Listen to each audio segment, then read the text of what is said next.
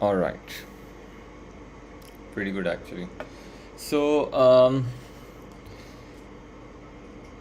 this actually would mean that now let's go to May, June 21. This is 2 2, this is 2 3. Oh, we don't have that paper. That's not fair. Let's take it out then.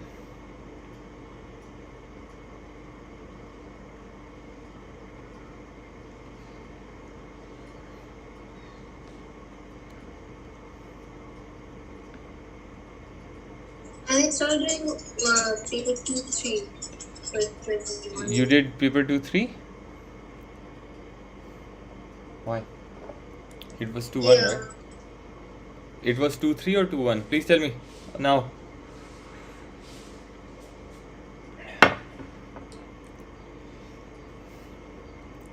let's do one. It's 2 1. Let's check. So it's paper 2-1. Okay. I'm just taking it out. I'm so sorry I'm getting late today because I have to live stream it today. That's why. But tomorrow we will be like on spot on time. Wait.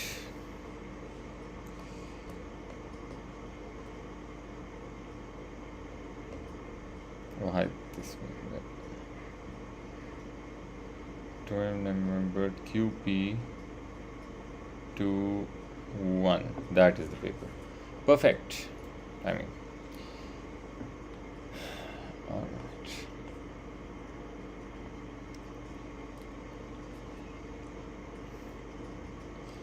So let's move to the first question.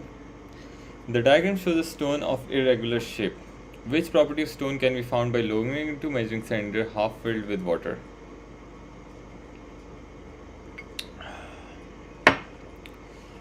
Well, I think its volume can be found out like that. There's no other way, really, to do anything. Okay, then which row describes speed and velocity? Speed is scalar, velocity is vector, so B is the answer. Okay then, pretty good. Then 4 balls of different masses are dropped from height shown. A resistance may be ignored. What ball has the smallest average speed? Okay, interesting. What has the smallest average speed? So gravitational potential energy will go to kinetic energy, right? Like that, which means that we can find it 4 into 10 into 1. So I'm doing mgh, right? So this will be 40 joules converted to this. This will be 2 into 3 into 2 into 10. 3 into 2 into 10. This will be 60. This will be 3 into 2 into 10. That will also be 60. And that is 4 into 1. That is going into 10 is 40. Okay. Now, interesting. So two of them smallest could be like A or B, which basically means so smallest height, smallest speed. Don't you think so? It will be of A then, because it has fallen the least amount of distance, really. But well, we need to think about it a bit more. I mean, this is something we should actually know. I think that it should be A, but makes more sense to me because it has smallest distance, and although the energies are similar at B and D, but because it is falling smaller distance means speed will be smaller as well, I think, right? That's fine. Okay, then going to an object. That's it. Yes. It has more mass. So what? That doesn't matter. That doesn't matter. No. But do you see energy here and here is the same? So they they will have the same kinetic energy at the end, right? No, they won't be. I mean, they will have, like, they want us to find the average speed. So average speed, every time it falls, right, the velocity will be increasing. So don't you think that when something is falling without air resistance, the mass really does matter? Because whether you drop a feather or a ball, they would come down together. So it really depends on the height. So the greater the height would be, the smaller it is going to be. Is it clear? Yes. That's why. So an object is 2 kg is taken from Earth where the gravitational field strength is 10 and the Moon where gravitational field strength is 1.6. Which row is correct? W is equal to mg. So 2 kg on Earth and 10. So sorry, weight on Earth will be 20.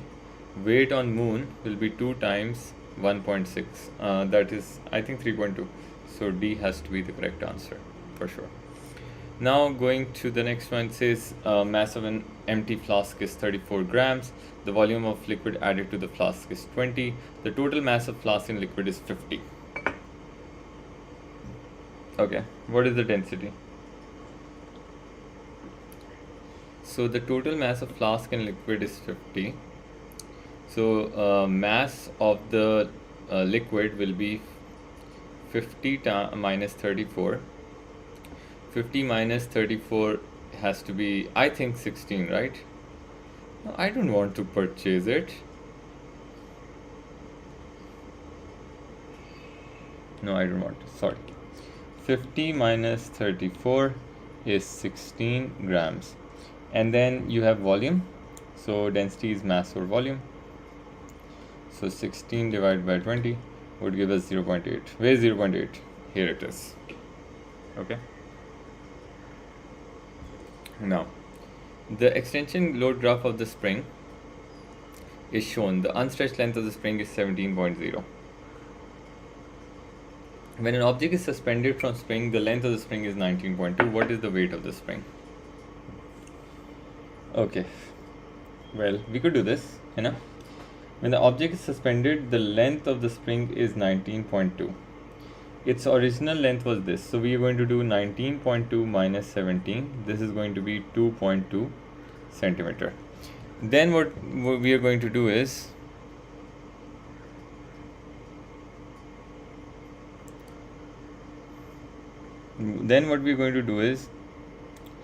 this is 2.5, this is 2.1, 2.2, and this is 3. So the load at which it would be 3, okay, because that's the extension it is causing, right? That's fine.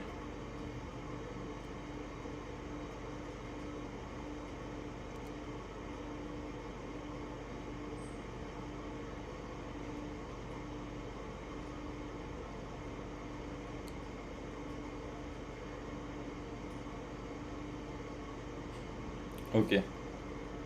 Then a cart has a mass of 10 kg. A boy pushes the cart.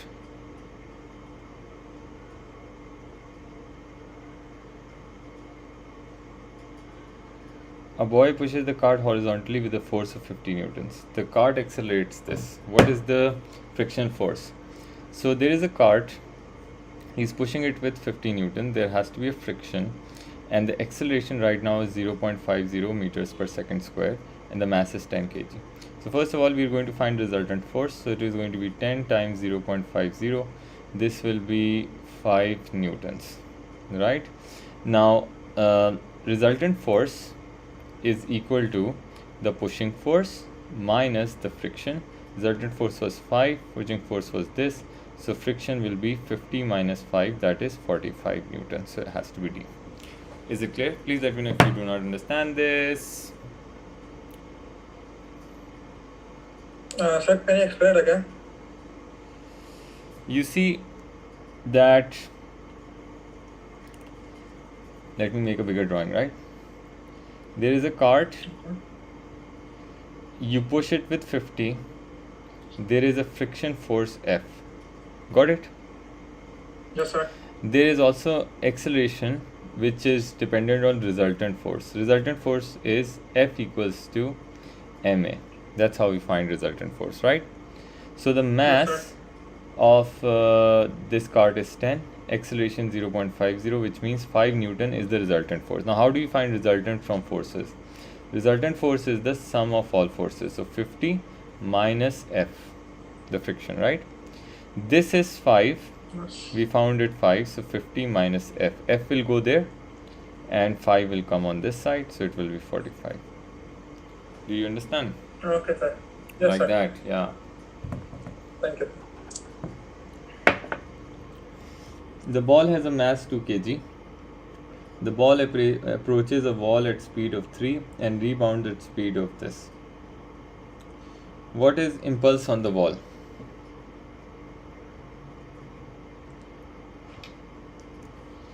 Okay, so first of all, you need to understand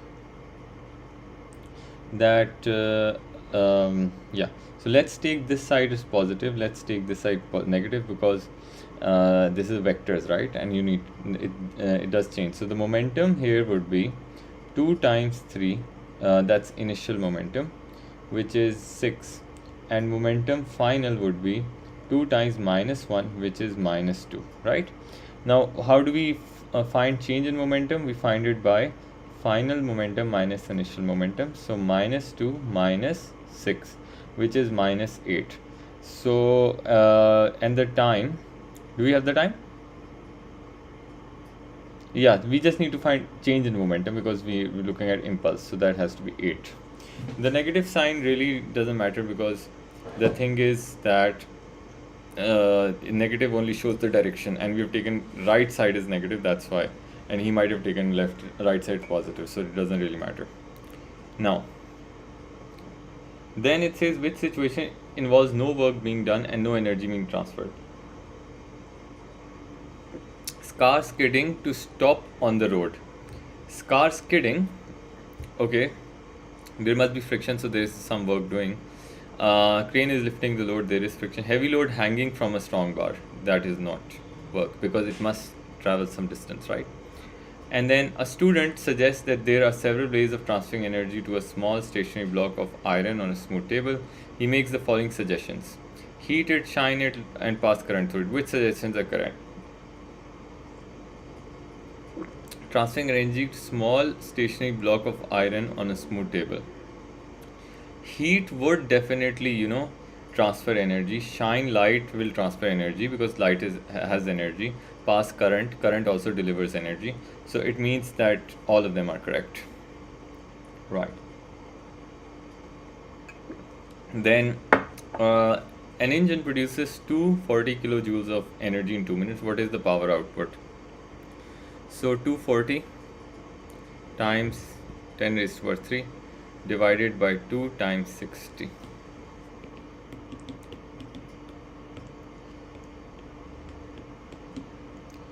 That has to be 2000. 2000 is 2 kilowatt, right? That has to be A then. Pretty simple. Then block has a mass of 400 grams, and the surface of the book in contact with the table has dimensions this and this. The gravitational field strength is G. What is the pressure exerted on a table due to the block? Due to the book, right? So surface of the book has a dimensions this. So first of all, the area is 0.1 times 0.2. That would be 0.02, okay, meter square. And you have the mass, and you have the gravitational field strength.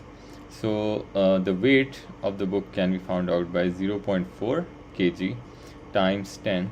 So that would be 4 newtons. So now the pressure will be force over area. So 4 newtons times 0.02. So that would be 200 Newton per meter square. So that would be the answer. Okay. And how did you guys do it? I changed 400 grams to 0.4 kg, then multiplied by acceleration due to gravity. Okay. Got it?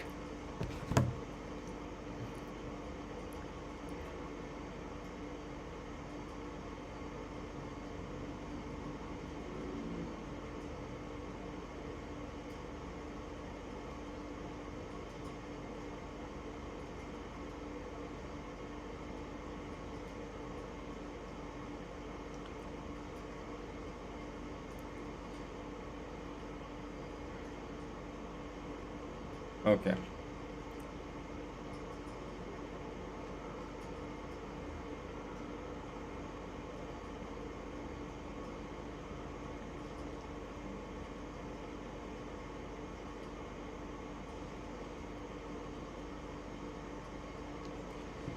Now, the diagram shows a mercury barometer at which point the pressure greater than atmospheric pressure. The pressure greater than atmospheric pressure is acting here. So the pressure greater should be D, because then there is atmospheric pressure and then there is pressure of the liquid as well. So it has to be D then. So which table gives information about molecules, which row describes the gas? So in the force between molecules of a gas, it's negligible, and distance between molecules are far apart, so it has to be C then.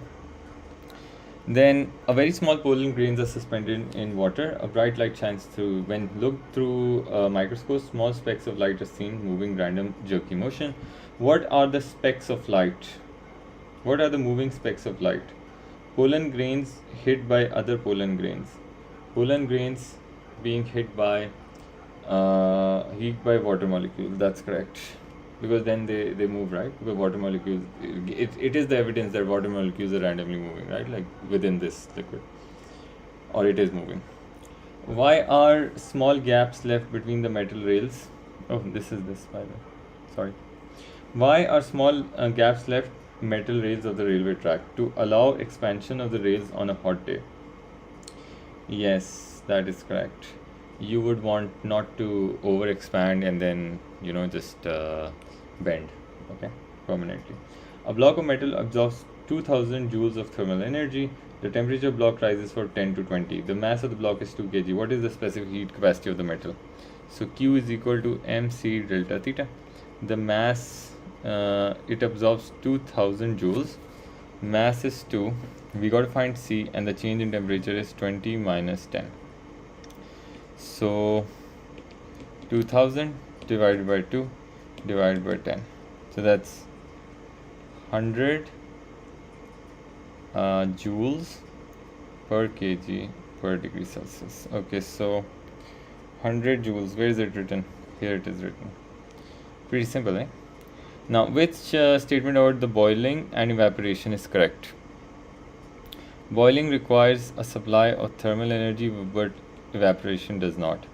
Evaporation takes place at surface of the liquid, while boiling takes place throughout the liquid. That is correct.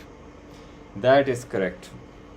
Why the first one is wrong? Because evaporation does need supply of energy, otherwise how would it just escape from the surface? Now, a metal rod is heated at end X. Why does Y of the metal rod becomes hot? Because energy is transferred from end X to the rod, and Y vibration of positive ions by movement of electrons.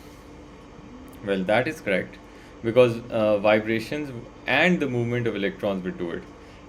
We can also check the other ones if you like. Hello.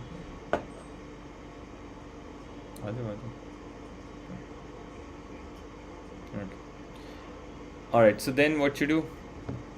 Energy is transferred from end X rod. So positive ions cannot move. Energy transfer rod X end by vibrations of positive ions only. That's not correct because this is a metal. This is not entirely correct. Energy is transferred from end X to rod end by movement of electrons only. That is not correct because vibrations also happen.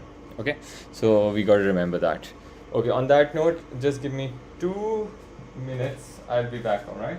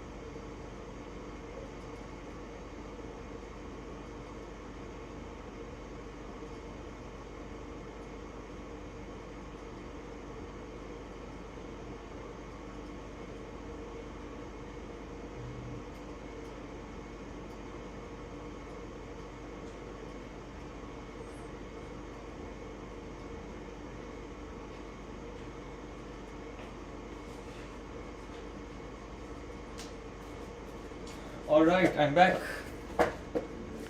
So now, where were we? Oopsie. Now, two square sheets of metal P and Q are heated to same temperature. The metal sheets are this. The Q is emitting more radiation than P. Which statement is correct? Oh, explain this. Sorry.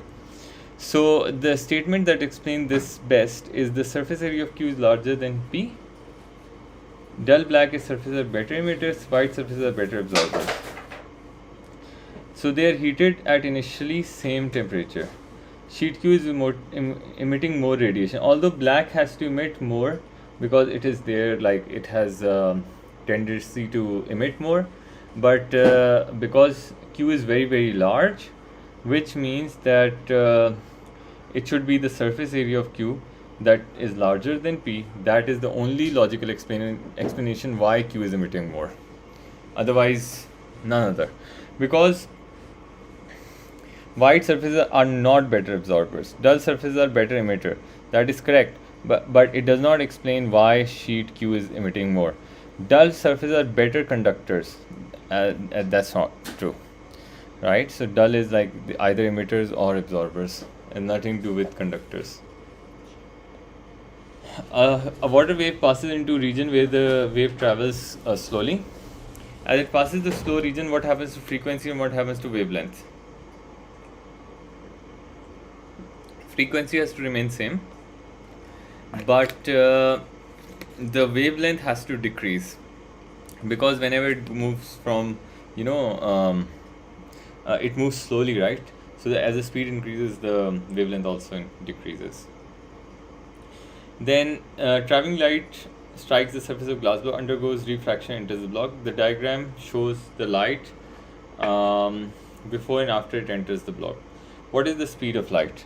So we are going to use sine I over sine R. Sine R is equal to n, and also it is equal to speed of light in air or vacuum divided by speed of light in medium, right? So sine I will be 55, this will be 33, this is 3.0 times 10 raised to our 8, and this is going to be V. So now let's try to find it. Sine 55 divided by sine 33, okay, and then what you do, 3.0 times 10 raised to power 8 divided by the answer. So this is 1.99 times 10 raised to power 8 actually. So that is basically 2. So has to be this. Alright. Please let me know if you have a question here. Then the diagram shows the narrow beam of light incident on the glass incident on the glass air boundary. Some of the light emerges along the surface of the glass, some reflected back into the glass. What is correct? This is an example of total internal reflection, and the angle is critical angle. Right. I think that it makes sense because it is also reflecting. So this is critical angle. That's true, but because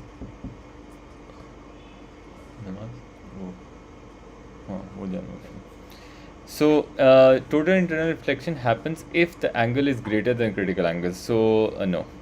Is it clear, everybody? Please let me know if you have a question. Right. Now an object is placed in front of thin converging lens. The diagram shows the path of two rays from the top of the object. How does this image compare with the object?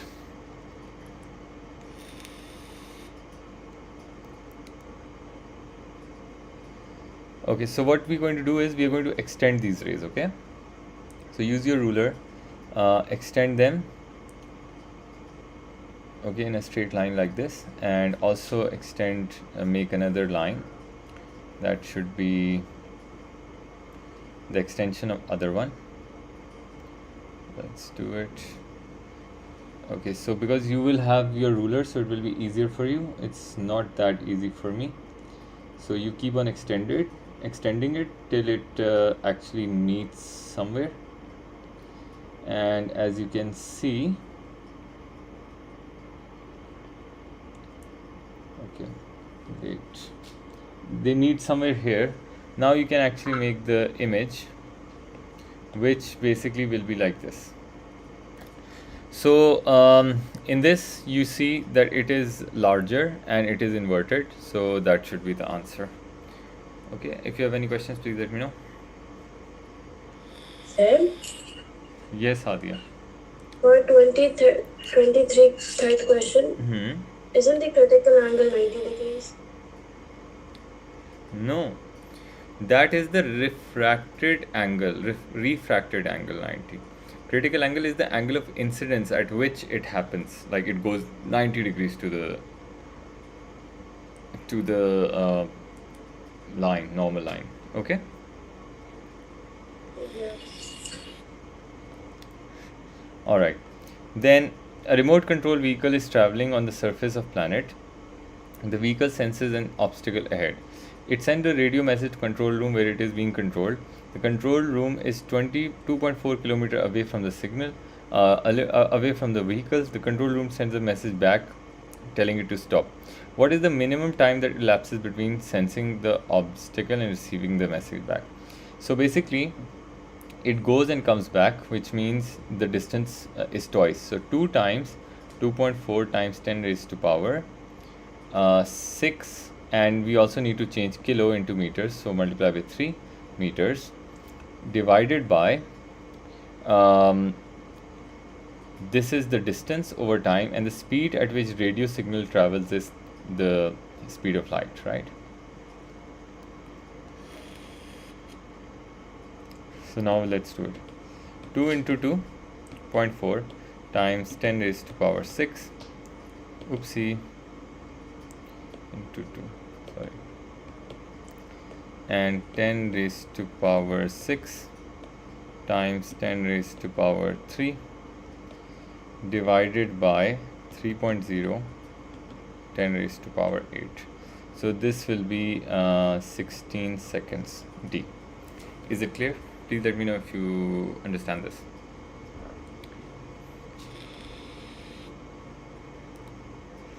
A sound wave is traveling outwards from loudspeaker to surrounding air. Here are the 3 statements.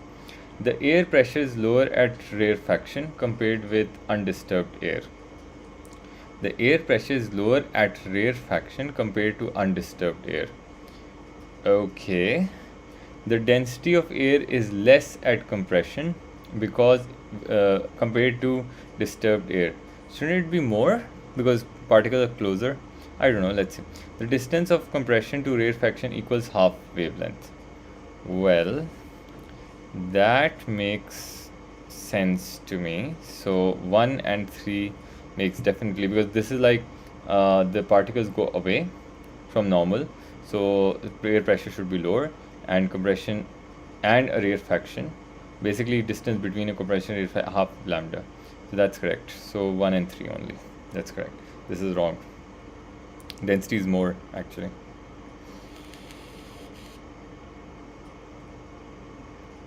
So which combination of material gives the shortest time? So sound travels, the more dense the material is, the sound travels fastest, right? So it says which gives the shortest time. So material 1 should be copper, material 2 should be aluminum. So both are metals, which means it will travel the fastest, so it has to be C. Now a small compass needle with its pole marked, it is not any magnetic material. Diagram 2 shows a bar magnet poles marked. The compass needle is placed at P. Which direction will the end pole of compass needle point? At P? Okay, if the compass needle is here, the field would go like this, right? So needle should point in this direction. It is basically to the right then. Okay, pretty simple actually. Then goes, a student rubs a plastic rod with cloth. The cloth becomes positively charged. What happens? It loses electrons. That's why. Always electrons can move. Protons do not. So you always have to write in terms of electrons, whether they are gained or lost. So then an isolated metal surface is positively charged. It is brought near another isolated which is neutral. What happens to the charges on neutral surface positively charged brought? So this will be negative will come here, leaving positives on that side. So some positive charges move, positive charges do not move. Never ever write that. Okay. Some positive charges move, that's wrong. Some positive charges move, that's wrong. Positive charges do not move, but negative charges move to the left, that is correct. Okay.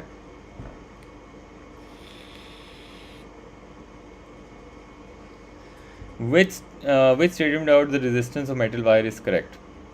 The resistance is directly proportional to length and directly proportional cross-sectional area. That is absolutely wrong. It should be inversely proportional. Directly proportional to the length and inversely proportional to the cross-sectional area. That is correct. Very good. Now 32. Which row shows the resistance of LDR and the potential difference shown this voltmeter? So okay, which row shows resistance of LDR and the potential difference shown on the voltmeter as specific light level? So if the light level is bright, resistance is low. Well, that's correct. And PD on the potential voltmeter is high. That's wrong, because if the resistance is directly proportional to voltage, if the resistance is higher, voltage should be higher. So bright, resistance is high. Wrong. Should be low. So then dim, resistance is high, the voltage is also high. That is correct, because dim means high resistance means greater voltage received here, which means it has to be high. All right.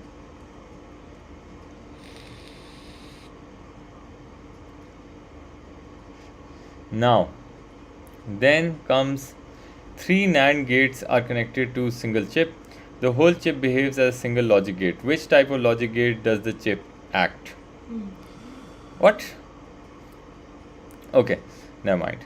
So let's try the truth table here. 0 1 1 0 0 0 0 1 1 0 and 1 1, and now we got to check the input, right? This is 1, this is 2, and we will find the output at 3. Okay, so if I add 0 and 0 on this side,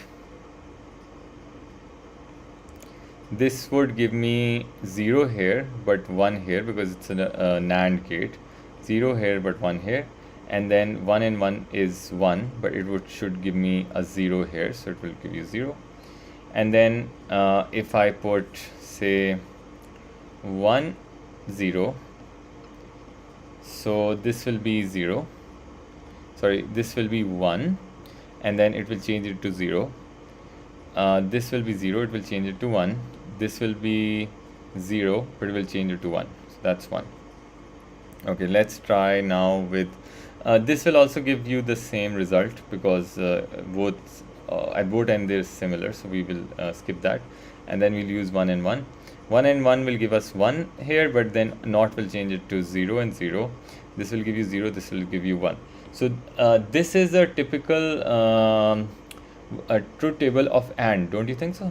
Or yeah, this is OR, right? It's OR gate. Okay, cool. Now a solenoid is connected to a very sensitive ammeter. A rod is inserted into one end of the solenoid. The ammeter shows there is a small electric current in the solenoid while the rod is moving. Which rod is being inserted? Magnetized steel rod, because when the magnet will move, it will create a change in flux, right? That would induce EMF. Now, which rod describes the generator? The generator would produce always AC, that's for sure. And then the voltage output will be 0 when the coil is horizontal. No, it will be when it is vertical, like it's shown in the current state. It will give you a 0 reading, because the maximum flux is when it is like this. That's the max position, that's the minimum position. So horizontal produces the maximum current. Okay, do remember that. Then you have 36. What is the secondary voltage? So you got 230 on primary, so we'll use voltage in primary over voltage secondary. Number turns in primary, number turns of secondary. So voltage in primary is 230, voltage in secondary we need to find. The number of turns on primary is 460. and number of turns on secondary is 24. So 230 times 24 divided by 460. This is 12 volts. Has to be B then. All right. Okay, last three questions. Now the charge on the proton is E, and charge on, what is the charge on neutron? Neutron has no charge at all. Electron is negative E, so that has to be D then. Pretty simple, eh? Now, 4 students asked to comment on the process of nuclear fission, nuclear fusion. In fission, a large unstable nuclei splits. That is correct. And fusion, 2 light nuclei join. What? Okay. So this is correct. This is also correct. But this is wrong. What do we do now? Energy is absorbed, that's wrong. 2 nuclei join, that's wrong. Energy is released in fission, that is correct. So 2 corrects here, it means D has to be the right answer then. Okay then. Radon decays in emitting alpha particle. Which nuclide formed by this? So radon, which is 21986, gives you some particle with alpha, which is 42. So you check, like 219 minus 4 will be 215, and 80 minus 2 is going to be, is 86, sorry, 84. Where's the answer? Where's the answer? That's polonium. Pretty good. Okay, last question. What is the half-life of the source? So first of all, we will do, the starting is 120, there is no background reading shown. So 120 divided by 2 would give us 60. We go to 60, we check the time, that is 2 minutes actually. So that means 2 minutes is the half-life. Pretty simple, right? If you have any questions, please let me know. What was the answer for 33 and 34? Hadia, it was 34 was B, because a magnet should move to induce EMF, right? And then 33 is OR, because it gives the truth table for OR. Okay. Any other question, anybody?